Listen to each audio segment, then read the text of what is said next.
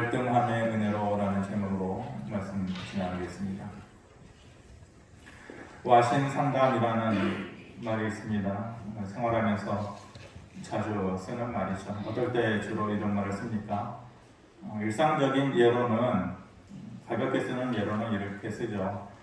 보통 무슨 일을 실패했을 때에 이번에는 마음 단단히 먹고 잘 참으면서 이번에는 꼭 이루어내리라. 작년에는 친구들 만나느라고 시험 공부 못하고 또 내가 좋아하는 것 즐기느라고 못하고 그래서 불합격했는데 올해는 꼭 와싱 상담해서 꼭 합격하겠다. 이럴 때에 이제 쓰는 말이죠.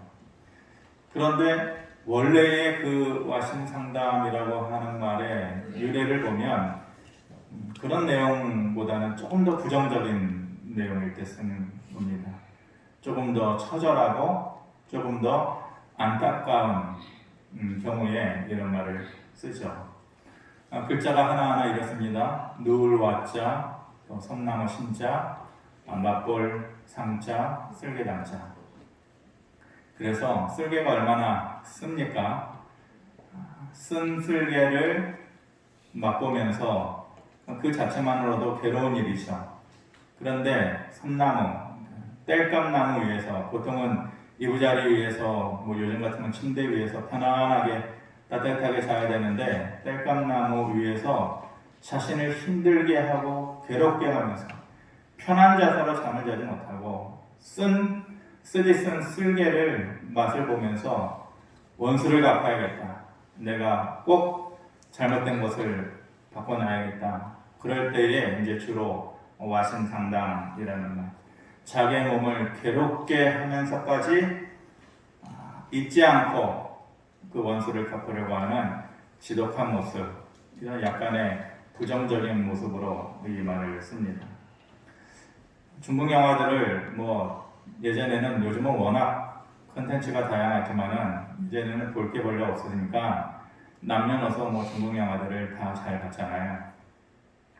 근데 중국 영화의 주된 스토리 중에 하나가 가문과 가문이 싸우면서 한쪽 가문을 완전히 몰살시킬 때에 그때 꼭 살아남는 한 아이가 있죠. 어린아이 혹은 여자아이가 살아납니다. 그래서 가족이 몰살되는 모습을 멀리서 이렇게 지켜보면서 곱씹는 거죠.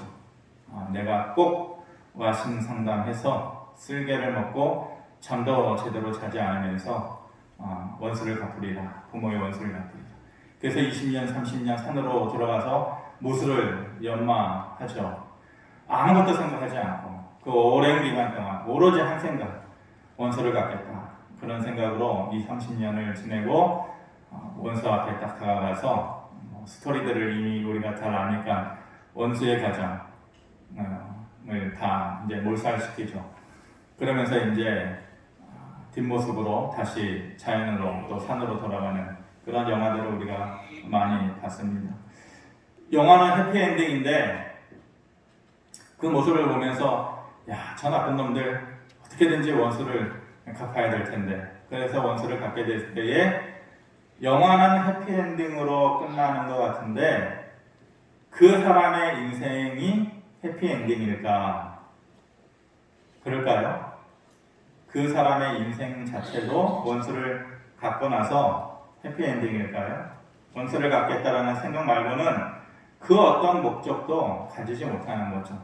긴 시간 동안 20년이든 30년이든 사랑도 잊어버리고 자기 자신을 위해서 무언가 꿈을 가꾸어 간다라는 그런 사실도, 그러한 일들도 있을 수가 없는 일이죠. 친구를 만나가지고 내 마음을 서로 나누고 이런 일을 꿈꾸지도 못하는 것이에요. 가정을 이룬다라는 것, 행복한 가정을 이뤄서 아이들을, 자식을 낳고 웃으면서 행복한 나날을 보낸다, 그런 것도 없는 거죠. 인생의 다른 목표나 행복한 조건들을 다 잃어버리고 사는 것이에요. 그래서 영화 끝에 쓸쓸하게 목적은 이루었지만 뒤돌아서는 그 주인공의 모습이 왠지 허전해 보이는 거죠. 그리고 어딘가 좀 쓸쓸해 보이기도 하고, 원수를 갚아야 할 정도로 억울한 일을 당하였으면 아무렇지 않게 지낼 수는 없죠. 사람이니까. 그것이 내 개인과 관련된 일이고 가족과 관련된 일이라면 더욱 그러겠죠. 그런데 그것만을 위해서 평생의 시간을 다 써버린다면 이루었어도 그 목적을 이루었어도 그 끝이 행복만은 아닐 것이다. 그래서 성경은 그렇게 하지 말라고 얘기해요. 그렇게 살지 말라고 얘기해요. 로마서 12장 19절에 이렇게 얘기합니다. 내 사랑하는 자들아 너희가 친히 원수를 갚지 말고 하나님의 진노하심에 맡기라. 기록되었으되 원수 갚는 것이 내게 있으니 내가 갚으리라고 주께서 말씀하시니라. 원수 갚는 것은 내게 있으니 나에게 맡겨라. 너희의 손에 그 아픔 기억을 담아두지 말아라. 다윗과 사울이 그러지 않았습니까? 사울이 이유도 없이, 물론 이유라는 것이 다윗을 향한 시기심이죠. 미움. 다윗은 사울에게 잘하려고 했는데, 그런데도 끊임없이 죽이려고 하는 사울 왕의 모습이었잖아요. 다윗이 사울을 죽일 수 있는 기회를 여러 번 가졌어요. 그런데 죽이지 않았어요. 그 이유가 뭐냐? 하나님께서 내 원수를 대신해서 갚으시리라. 나를 위해 하나님께서 보복하시리라. 내 손에 원수의 피를 묻히는 일을 내가 직접 하지 않으리라. 이렇게 얘기했던 것이죠. 그런데 단회적으로 한 번만 그런 게 아니에요. 다윗은 그의 인생을 살아가는 날 동안에 그 뒤에 자기에게 원수된 자들, 또 다른 모습으로 자기에게 아픔을 주는 자들에게 똑같이 행했어요. 내가 갚지 않을 거다. 그대로 두어라. 하나님께서 알아서 하실 거다. 항상 그런 마음으로 살았던 것이죠. 다윗이 가진 믿음, 어떤 믿음이었기 때문에 이런 일이 가능할까? 일반적으로는 쉽지 않은 일이죠. 다윗의 마음에는 하나님께서 살아계시고 하나님께서 나와 함께 하시고 하나님께서 반드시 내게 선한 일을 이루어 주실 것이다 라고 하는 그런 믿음이 있었기 때문에 이게 가능한 거죠. 그냥 다윗이 마음 좋은 사람이어서 그런 게 아니에요. 그런 행동을 할 수 있었던 것은 그 삶의 밑바탕에 이런 믿음이 있는 거예요. 하나님께서 분명히 살아계시고 그 하나님께서 나를 좋아하시고 그 하나님께서 나와 함께 하실 것이고 반드시 이 일을 선하게 이루어 주실 것이다. 내가 하지 않아도 하나님께서 하실 것이다. 이런 믿음이 있었기 때문입니다. 그래서 시편 23편 6절에 그렇게 마무리를 짓잖아요. 내 평생에 선하심과 인자하심이 나를 따르리니가 아니라 내 평생에 선하심과 인자하심이 반드시 나를 따르니. 그 반드시가 그의 믿음입니다. 분명히 하나님께서 그렇게 하실 것이다 라고 하는 생각, 확신, 믿음이 있었기 때문에 그것 하나님께 맡겨드릴 수 있는 것이죠. 이렇기 때문에 이런 사람들에게 나타나는 모습이라는 것이 여유예요. 저는 신앙생활하면서 분명히 신앙생활을 오래 하면 할수록 이 여유라는 것이 꼭 생겨나야 된다고 생각합니다. 도끼가 빠지는 것이죠. 내가 원수 갚아야 되고 내가 미워야 되고 내가 가서 때려줘야 되고 그런데 그런 도끼가 빠지는 거예요. 하나님께서 나를 사랑하시고 반드시 이 일을 선하게 갚으시리니 하면서 그런 믿음 가운데에서 내 안에 쓰리쓴 물은 서서히 빠져나가고 그 자리를 여유가 되시는 외제 자동차를 요즘 끌고 다니는 사람, 제가 볼 일이 있어서 강남 쪽에 지난번에 갔더니 유턴하는 곳에서 유명한 외제 자동차하고 국산차 노란 스포츠카하고 방 부딪혔어요. 사실 잘못한 것은 보니까 외제차가 서둘러서 유턴을 하다가 접촉 사고가 난 건데 난감한 상황이죠. 그 차는 궁금해서 찾아봤더니 한 5억 정도 되더라고요. 차 한 대. 별로 안 놀라시는 분들은 뭐 집에 한두 대 다 가지고 계시는지 모르겠지만 구르마도 아무튼 그런데 요즘 사람들이 자기가 돈이 많아서 그런 차를 끌고 다니는 것이 아니라 돈이 없으면서도 그냥 남에게 보여주려고 그런 사람들이 많단 말이에요. 그러면 물론 그 사람들이 어떻게 그 자리를 그 접촉사고를 둘이 합의를 했는가 그거는 이제 제가 지나갔기 때문에 모르지만은 만약 돈이 없는데 남에게 보여주기 위해서 그 비싼 차를 타고 다니는 사람이라면은 그 사람을 가만히 냅두겠어요? 문 한 짝 바꾸는 데만 하더라도 한 4천만 원, 5천만 원이 든다고 그러더라고요. 그러면은 예를 들어서 뭐 6대4, 뭐 7대3이라고 하더라도 2천만 원, 3천만 원은 그냥 내야 되는 것인데 그 2천만 원, 3천만 원을 안 받고 그냥 내보낼 수 있겠냐고요.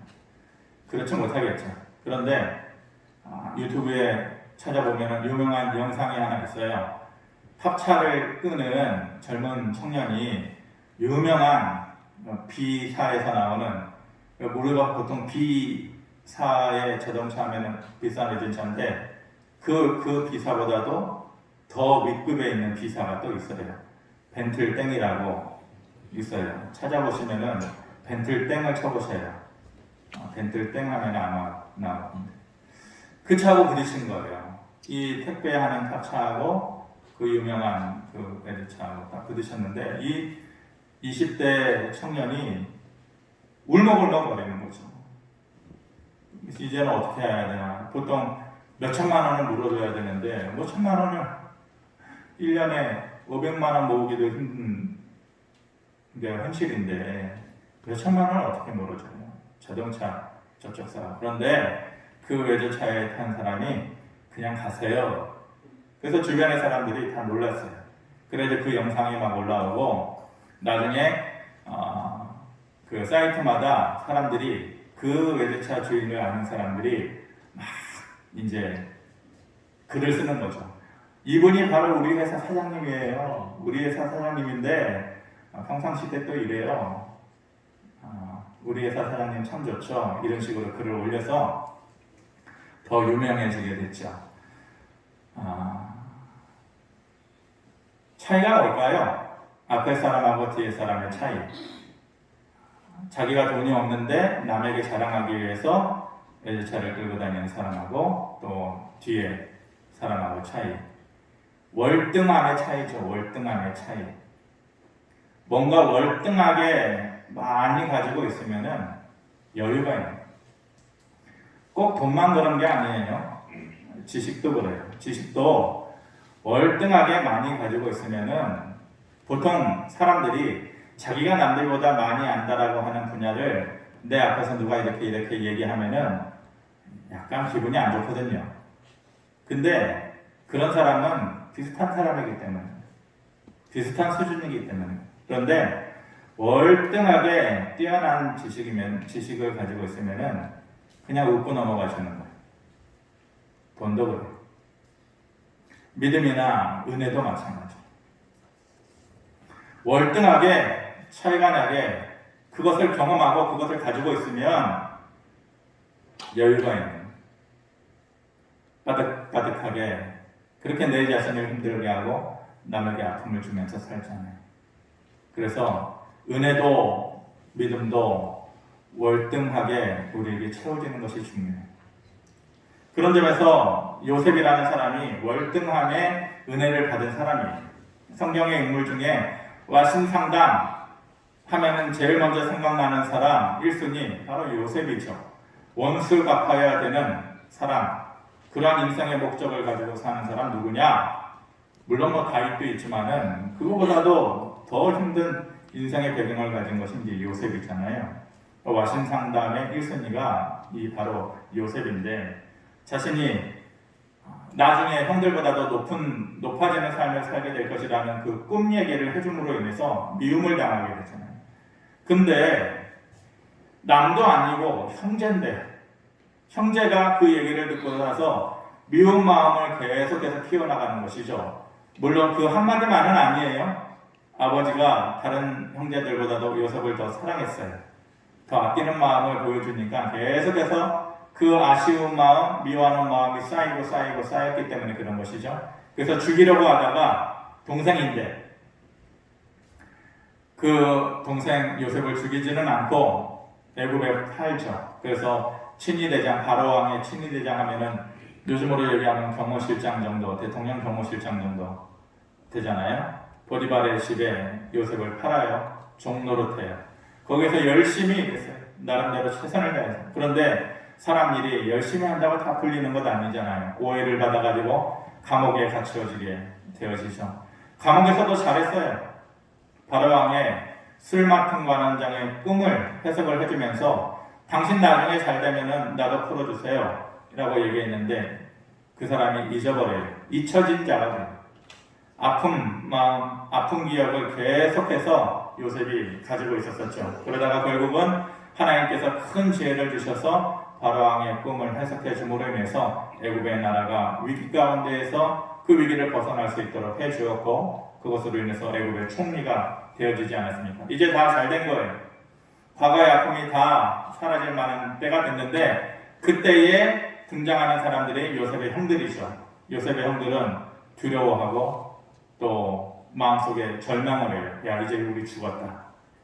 우리가 과거에 요셉을 묘해서 죽이려고 했던 그 일을 그가 기억하지 않겠느냐. 이제는 우리 차례다. 우리가 죽겠구나. 하면서 복수에 대한 두려움을 가지게 되죠. 17절에 이렇게 얘기해요. 그래서 내 형들이 내게 악을 행하였을지라도 그들의 허물과 죄를 용서하라 하셨나니 이게 누구냐면 형들이 요셉에게 하는 말이에요. 아버지가 이렇게 얘기했다라는 거예요. 그런데 성경에 아버지가 이렇게 얘기했다라는 부분을 찾을 수가 없어요. 그 형들이 그냥 지어낸 말이에요. 그들의 허물과 죄를 용서하라 하셨나니 당신 아버지 하나님의 종들인 우리 죄를 이제 용서하소서 이렇게 꾸며서 얘기하는 거예요. 그들의 삶의 모습에 뭐가 없어요? 여유가 없는 거죠. 두려움과 불안한 마음만 있는 것이에요. 그 얘기를 들었을 때에 요셉이 그 얘기하는 말을 들을 때 울었더라 이렇게 말씀합니다. 그런 그들에게 여유가 없고 불안과 두려움에 떠는 그들에게 요셉의 반응이 어떠했어요? 첫 번째는 요셉은 그들과 달라요. 맡기고 자유함을 얻고 누리는 것이죠. 19절 말씀 우리 한번 같이 보겠습니다. 시작. 요셉이 그들에게 이르되 두려워하지 마소서 내가 하나님을 대신하리이까. 두려워하지 마세요. 내가 하나님을 대신하겠습니까? 다윗이 고백했던 그 믿음을 요셉도 그대로 가지고 있는 로마서 12장의 고백을 요셉도 그대로 마음속에 간직하고 있는 것이 내가 하나님을 대신하리이까? 잘못된 것은 하나님께서 갚으시는 것이니까 내게서 두려움을 느끼지 마세요. 맡기는 거죠. 그리고서 요셉의 마음에는 그들에게 없는 것이 있어요. 여유, 자유함. 그 형제들은 불안, 두려움, 떨림으로 어쩔 줄 몰라 하는데 월등한 하나님의 능력과 은혜를 받은 요셉은 자유함. 이것은 하나님께서 하실 일입니다. 맡겨버리고 자유하게 된 것이죠. 두 번째 요셉의 모습은 뭡니까? 하나님의 일하심을 믿고 있는 거예요. 20절에 보면 당신들은 나를 헤아려 하였으나 하나님은 그것을 선으로 바꾸사 오늘과 같이 많은 백성의 생명을 구원하게 하시려 하셨다. 너나 나나 모르지만 하나님은 특별한 계획이 있었다라는 거예요. 그게 뭐냐면은 오늘과 같이 많은 백성의 생명을 구원하시려고 하는 애굽 땅에 사는 사람들, 그 땅에 사는 이스라엘 백성들, 그리고 형제와 아버지 야곱을 비롯한 우리 가족들, 그 모두를 구원하시려고 하는 하나님의 계획이 이미 있었다라는 것이죠. 그리고 그 계획 가운데에서 하나님께서는 그 모든 것을 선하게 바꾸어 놓으셨다. 하나님께서 나의 인생에 평생에 함께 하실 것을 내가 믿고 그리고 그 일을 반드시 선하게 이루실 것을 요셉이 믿고 있었다는 하나님께서 그냥 가만히 계시지 않고 반드시 이 일을 나를 위해 해내실 것이다. 우리 식대로 얘기하면 나 이대로 끝나지 않을 거야. 요셉의 마음에 그런 마음이 있습니다. 지금의 아픔으로, 지금의 절망으로, 지금의 실패로, 지금의 부끄러움으로, 지금의 낮아짐으로 하나님께서 나를 그대로 끝나게 하지 않으실 거야. 하나님께서 분명히 나를 위해 일하실 것이야. 나는 믿음과 확신이 있었기 때문에 이 일이 가능합니다. 그런 생각이 있기 때문에 여유를 보일 수 있는 하나님의 일하심, 누구를 위한? 나를 위한 하나님의 일하심, 이대로 끝나게 하지 않으실 하나님의 일하심, 그리고 그 하나님의 열심, 그것이 나를 위해서 존재할 것이다 라는 믿음이 있는 거예요. 세 번째로 요셉은 더하는 삶을 살죠. 21절에 당신들은 두려워하지 마소서, 내가 당신들과 당신들의 자녀를 기르리이다 하고 그들을 간곡한 말로 위로하였다. 누구를 키워요? 원수의 자녀를? 자기를 죽이려고 했던 자들 아니에요. 비록 형제이기는 하지만 이미 형제가 아니죠. 자기를 웅덩이에 묻어서 죽이려고 했던 그 순간에 이미 형제의 연은 끊어진 것 아니에요. 원수의 자녀들이고 빼앗아도 시원치 않을 탔는데 오히려 뭐라고 해요? 당신들과 당신들의 자녀들을 내가 기르리이다, 내가 맡으리이다, 내가 당신들의 삶을 더해주리라. 빼앗고 아픔을 주는 삶이 아니라 더해주고 살려주는 삶. 사람의 사는 모습이 참 다양해요. 어떤 사람들은 아픔을 주는 삶만 있어요. 어떤 사람들은 빼앗으려는 삶만 사는 사람이 있어요. 마음도 빼앗고 물질도 빼앗고. 그런데 그런 인생을 하나님께서 복 주실 리가 없죠. 요셉의 삶은 위로해주는 삶이었어요. 아픈 것만 얘기하고 만나면은 그런 사람들이 있어요. 자꾸 과거에 지나간 아픈 얘기만 끄집어내요. 부정적인 얘기만 해요. 상처만 줘요. 그런데 충분히 그 자격을 갖춘 요셉임에도 불구하고 그 말을 해도 누가 뭘 할 사람이 없어요. 그것은 사실이니까. 아픔을 받았으니까. 그런데 그 얘기는 절대 끝내지 않아요. 그리고 더해주고 살려주는 삶을 사는 것이죠. 어디서 이 힘이 나와요? 어떻게 해야 이 힘이 나오는 거예요? 월등함의 여유인 거예요. 월등함의 여유. 조금 더 누리고 조금 더 받고 이게 아니고 월등하게 누리고 월등하게 채워주신 하나님의 은혜 때문에 가지게 되는 여유인 것이죠. 인간적으로 볼 때 요셉도 미워하지 않았겠어요? 미움이 없겠어요? 복수하고 싶은 마음 없었겠어요? 그런데 그러한 마음들을 깨끗하게 이미 지워버린 거예요. 아버지 야곱이 돌아가셨을 때가 아니라 이미 점차 그 마음이 요셉의 마음에서는 다 지워져 버려요. 미움의 마음도 복수심의 마음도 갈등의 마음도 다 지워져 버린 거예요. 사람이 노래 부르게 될까요? 여러분, 사람의 마음속에는 보이지 않는 굳은 살이 있어요. 누구라도. 사람의 마음을 열어보면 내장기관은 다 물렁물렁하죠. 근데 보이지 않는 마음판이 있다고요. 그 마음판이 자꾸만 단단해지고 또 굳은 살이 배어 있는 마음의 한 구석이 있어요. 쉽게 아물어지지도 않고 풀어지지 않는 부분이 있어요. 근데 기억 속에 아픈 것이나 서운한 것이나 억울한 것이나 이런 것은 꼭 그 마음의 한 구석에 굳은 살 배인 그 마음판에 새긴단 말이에요. 이게 쉽게 지워지지 않아요. 그러니까 사람의 힘으로는 안 되는 거예요.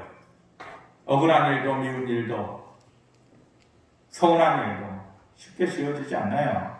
요셉이라고 해도 자기 자신이 노력해서 그렇게 할 수가 없는 거예요. 하나님께서 주신 것이 그 미움보다 크기 때문에 가능한 거예요. 하나님께서 주신 것이 더 크니까. 하나님께서 주신 것이 더 크면 이겨내요. 하나님께서 주신 것이 더 크면 버텨내요. 하나님께서 주신 것이 더 크면 비로소 우리의 삶에 여유가 있게 되는 것이에요. 더 좋은 것이 느껴질 때에 나쁜 것을 기억에서 지울 수 있는 거예요. 제가 좋아하는 배우가 이 땡땡이라고 하는 배우인데 그 국민 배우, 유명한 배우입니다. 남자 배우인데 저는 뭐 연기 잘하는 배우들, 저는 영화도 자주 보니까 이 사람이 어떤 연기를 잘하고 내면 연기는 누가 잘하고 그런 걸 이렇게 관심 있게 보는데 정말 연기를 잘하는 것 같아요. 저는 이 사람이 제 기준으로는 정말 연기를 잘하는 거예요. 그런데 실수가 있었어요. 다소간에 인간적인 실수가 있었어요. 그래서 사람들이 그것 때문에 약간의 비난도 있었어요. 그런데 제가 아내한테도 얘기했지만은 그 빛나는 연기력이 다소간의 그 실수를 잊어버리게 만들어요. 물론 엄청나게 큰 잘못을 했다면 그냥 눈 감고 지나가주면 안 되는 거죠. 요즘처럼 누가 음주운전을 했다 그 얘기를 들었을 때 제가 발끈했어요. 음주운전은 자기만 망하는 것이 아니라 남도 망하게 하는 일인데 자기 자신을 높은 사람, 괜찮은 사람으로 착각하면서 사는 사람들이 자꾸 음주운전을 하는 것 같아요. 그래서 그런 사람들은 호되게 벌을 받아야 되는 것 같아요. 근데 그런 사실은 그냥 그러면 안 되지만은 작은 다소간의 잘못 같은 것은 이 빛나는 연기력이 그것을 지워주게 되는 것이죠. 잊혀주게 되는 것이죠. 식당을 가가지고 밥을 먹으려고 갔는데 주인이 까칠해요. 들어갈 때부터 인사도 제대로 안 받고 어디 앉으세요. 안내도 제대로 안 해주고 무슨 이런 식당이 있나. 그래가지고 그냥 쾌한 마음으로 음식을 기다리고 있는데 음식에 반찬이 하나씩 놓일 때부터 이상하다. 너무 깔끔하고 너무 정성스러워. 주인은 엄청 까칠하고 마음에 안 드는데 본 음식이 나왔는데 이것은 평생 처음 먹어본 맛이야. 어떻게 이런 조그만한 식당에서 이런 맛을 낼 수 있을까? 그때에 처음에 주인의 그 못된 얼굴이 천사처럼 보이는 거죠. 음식의 맛이 좋은 거. 더 좋은 것을 느끼면 나쁜 것은 쉽게 지우게 돼요. 맛만 그런 게 아니고 기억도 그래요. 지울 수 없는 기억을 붙잡고 사는 사람들. 여기에도 있을 거예요. 설교를 준비하면서 그런 사람들의 마음이 느껴져요. 지울 수 없는 아픔의 기억들을 붙잡고 사는 사람들. 그것을 마음의 굳은 살에 새기면서 사는 사람들. 얼마나 힘들까. 원수를 갖고 쓸쓸히 뒤돌아서는 중국 영화의 주인공처럼 불행만 한 것이죠. 더 좋은 것을 간직하면 자연스럽게 물에 흘려버릴 수 있는 것이에요. 그렇기 때문에 우리에게는 더 좋은 것이 필요해요. 월등하게 채우시는 하나님의 은혜, 월등하게 또 우리의 삶을 인도해 가시는 하나님의 능력이 우리에게 필요한 것이죠. 하나님께서 주신 것이 더 크면 아픔을 이기는 여유의 힘을 가집니다. 말씀 마칩니다. 기도를 이렇게 했으면 좋겠어요. 하나님, 가난하지 않게 해주세요. 병들지 않게 해주세요. 물론 그렇게 기도할 수 있죠. 그런데 영어의 특성이 뭔지 알아요? 영어의 특성? 너는 나쁜 놈이야. 때 영어가 bad이래요. bad. 나쁘다라는 bad. 근데 영어의 특성은 부정적이고 나쁜 말을 직접적으로 쓰지 않아요. not good 이래요. not good. 좋지 않아. 너 나빠. 이렇게 얘기하지 않고 not good. 좋지 않아. 결국은 똑같은 뜻이잖아요. 뜻은 똑같은데 표현을 그렇게 안 한다니까요. 가만히 곱씹어 보면 그 말 자체 하나에도 큰 인생의 차이가 느껴져요. 하나님 가난하지 않게 하세요. 이 아픔을 지울 수 있게 해주세요. 이 억울함을 언젠가는 지울 수 있게 해주세요. 이것이 아니고 하나님 제게 월등함의 은혜를 주셔요. 하나님 그리고 사랑할 수 있는 그러한 은혜를 주세요. 하나님께서 주시는 더 좋은 곳이 있으면은 나쁜 곳은 저절로 사라지는 거죠. 우리의 삶에 그런 믿음의 여유가, 살아가는 모습 가운데 그런 여유가 있어지기를 바랍니다. 감사가 그래야 있을 수 있는 것이. 기도하겠습니다. 고마우신 아버지 하나님, 우리의 노력으로는 하나밖에 더 채울 수 없지만 하나님께서 우리에게 은혜를 허락하여 주시면 어느 날 어느 순간에 월등하게 10개의 것이 채워지는 날이 있을 것이고, 그렇게 되면 내 스스로 만들어낼 수 없는 여유의 힘이 나를 지배해 나갈 것입니다. 그렇게 되면 두려움에서 자유하게 될 것이고 미운 마음과 시기에서 자유하게 될 것입니다. 아버지 하나님, 우리에게 그런 여유의 힘을 허락하여 주시고 월등함의 은혜를 우리에게 허락하여 주시옵소서. 팍팍한 인생 가운데에 우리의 삶이 자유함을 누릴 수 있도록 은혜를 더하여 주시옵소서. 예수님의 이름으로 기도하옵나이다. 아멘. 준비하